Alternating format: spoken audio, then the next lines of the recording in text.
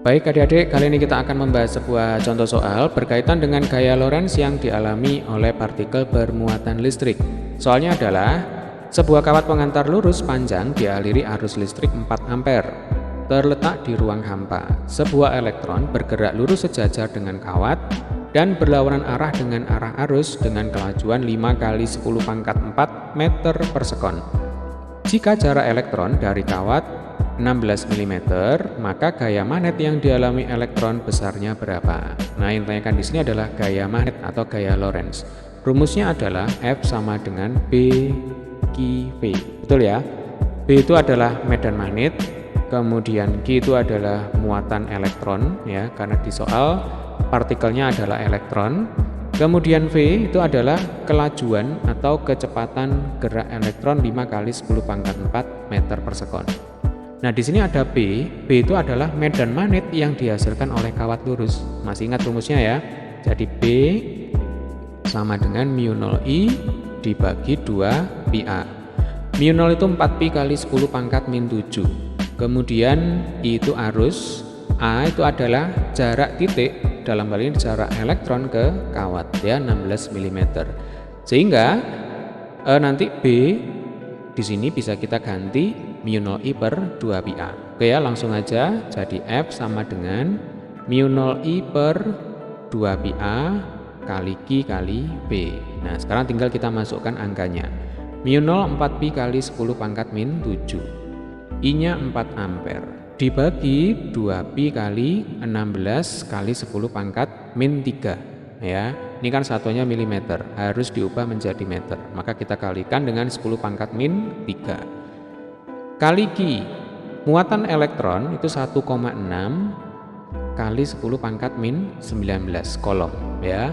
Kemudian kelajuan elektron diketahui 5 kali 10 pangkat 4. Nah, seperti ini. Nah, ini supaya enak ya, supaya bisa kita coret dengan 16 kali 10 pangkat min 3. Muatan elektron di sini saya tuliskan 16 kali 10 pangkat min 20 ya. Ini kan sama aja ya. Nah, ini jadi 16 kali 10 pangkat min 20. Nah, seperti ini. Sehingga 16-nya bisa kita coret. Yuk, bantu saya menyederhanakan ya.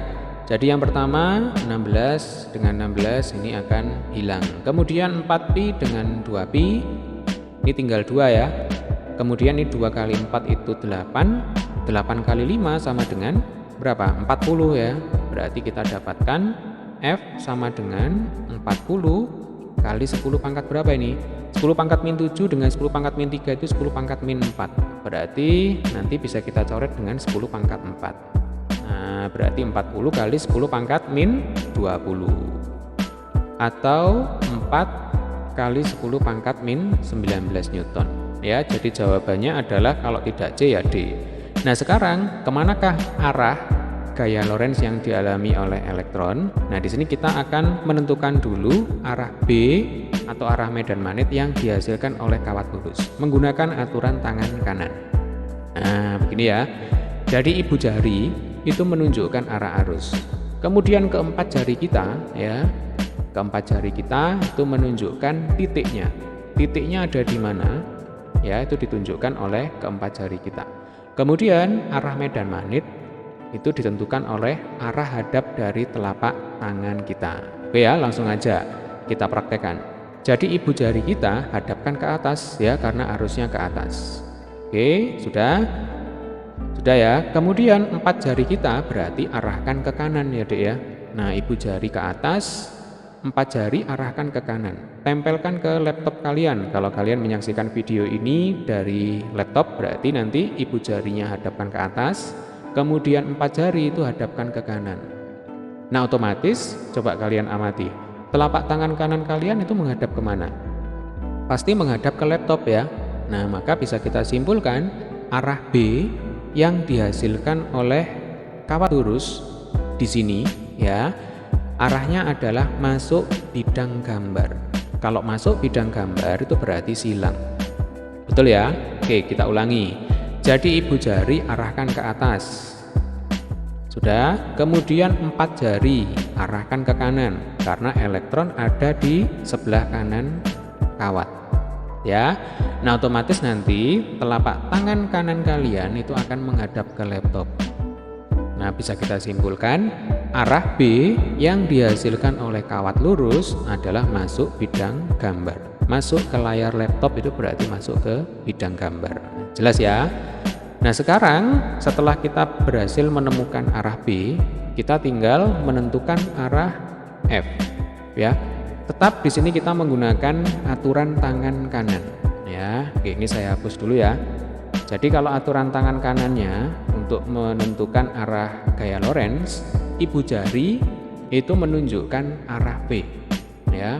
Jadi ibu jari menunjukkan arah apa? Menunjukkan arah B, arah kecepatan dari elektron. Kemudian keempat jari kita itu menunjukkan arah B, ya. Nah, gaya Lorentz itu ditunjukkan oleh arah hadap dari telapak tangan kanan kita. Jelas ya, jadi ibu jari itu B, kemudian keempat jari kita itu B, lalu telapak tangan kanan kita itu menunjukkan arah F. Nah, di sini ada satu catatan penting, ya. Partikel yang terlibat, ya, di sini adalah elektron. Berarti dia bermuatan apa? Bermuatan listrik negatif.